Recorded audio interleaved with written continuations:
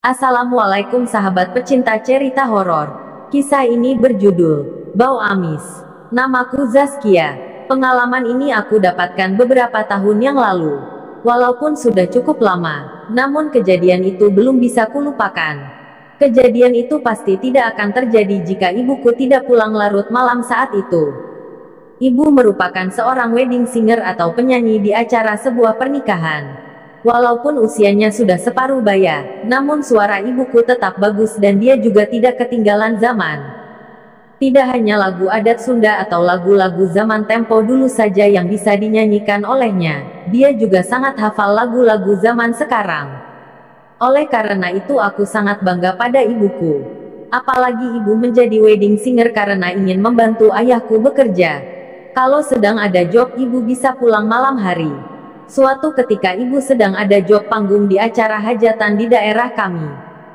Karena acara hajatannya berlangsung hingga malam hari, dia pun baru selesai manggung sekitar jam 23.50 malam.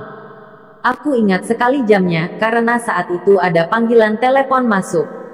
Aku yang sedang tidur jadi terbangun karena suara dering telepon, dan suara dering telepon berhenti. Mungkin teleponnya sudah diangkat oleh ayah. Tidak lama, aku mendengar suara langkah ayah menuju kamarku. Dia mengetuk pintu dan berkata kalau ibu sudah siap untuk dijemput. Ayah mengajakku untuk ikut, ayah khawatir kalau meninggalkanku sendirian di rumah. Mau tidak mau aku menuruti perintah ayah dan berjalan mengikutinya dengan malas ke dalam mobil. Ketika kami sudah keluar komplek rumah, ibu mengirim SMS. Ibu memberitahu kami tempat di mana hajatan itu sedang berlangsung. Aku belum pernah pergi ke daerah itu, begitupun dengan ayah. Jadi kami menghabiskan waktu berputar-putar mencari jalan. Setelah sempat menyasar beberapa kali, akhirnya kami sampai di jalan tempat hajatan ibu. Tapi ada yang aneh dengan daerah itu. Jalanan di sini tampak berbeda seperti jauh lebih menyeramkan daripada jalan-jalan yang tadi kami lewati. Aku pikir, mungkin karena saat itu sudah jam 1 malam jadi terasa menyeramkan, lagi pula daerah itu baru pertama kali kami singgahi. Pemandangan di kiri dan kanan jalan terlihat sangat asing di mataku.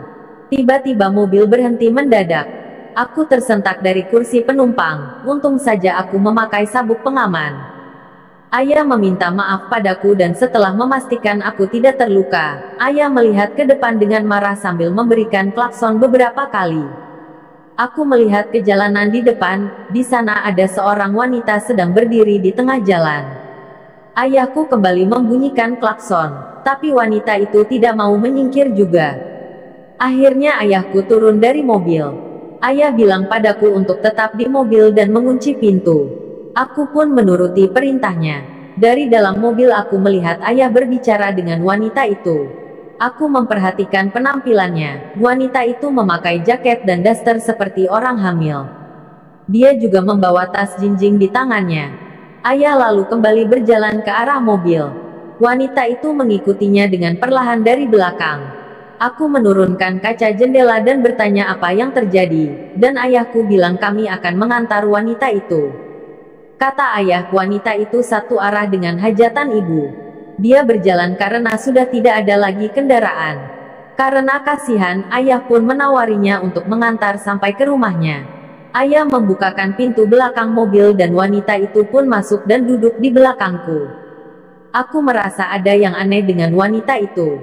Aku memperhatikan wanita itu lewat kaca spion, wajahnya tampak pucat sekali. Lama-kelamaan tercium bau amis dari tubuhnya. Astaga, bau amis yang tercium makin menyengat dan perutku pun jadi mual. Aku ingin menyampaikan keluhku, tapi aku takut dia tersinggung. Jadi aku diam saja sambil memejamkan mata dan mendengarkan musik dari HP-ku. Tapi sekeras apapun usahaku untuk mengalihkan perhatian, tetap saja bau amis wanita itu tidak hilang. Aku jadi bertanya-tanya, apa ayah juga mencium bau ini? Tapi pasti ayah juga tidak sampai hati untuk memberitahukan hal ini kepada wanita itu. Tiba-tiba mataku bertemu dengan mata wanita itu di spion. Wanita itu tersenyum dan aku langsung membuang pandanganku karena ketakutan. Jadinya aku hanya memperhatikan jalan di depan. Mendadak ada yang aneh dengan cara menyetir mobil ayah. Mobil ini mulai miring ke kiri dan hampir menabrak pembatas jalan. Aku melihat ke samping dan aku melihat pemandangan yang mengerikan. Tiba-tiba saja wanita itu mencekik ayahku dari belakang. Ya Tuhan! Aku mencoba melepaskan cekikan tangan wanita itu dari leher ayah, tapi tidak bisa. Cengkeraman wanita itu sangat kuat. Aku refleks menjambaknya sambil membaca doa yang aku hafal untuk mengusirnya, karena aku tahu wanita ini pasti bukan manusia. Seketika wanita itu melepaskan cengkeramannya dari ayah dan minta diturunkan. Ayah langsung menghentikan mobil. Saat kami melihat ke belakang, wanita itu sudah hilang. Kami langsung keluar dari mobil karena tidak tahan dengan bau amis itu. Anehnya, di jalan tempat kami berhenti itu pun masih tercium bau amis yang sangat menyengat. Kami berdua masih terdiam di luar mobil. Aku tidak mau mengeluarkan sepatah kata pun setelah mengalami kejadian tadi.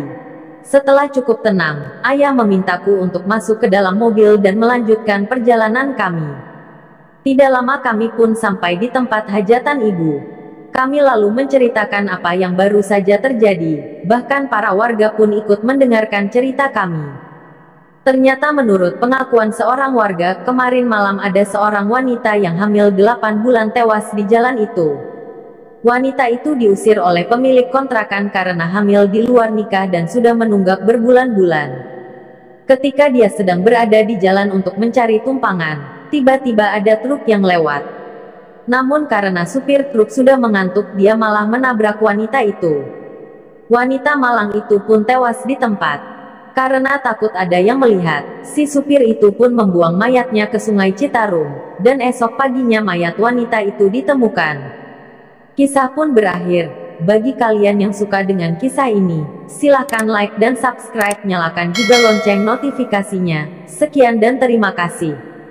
Wassalamualaikum warahmatullahi wabarakatuh.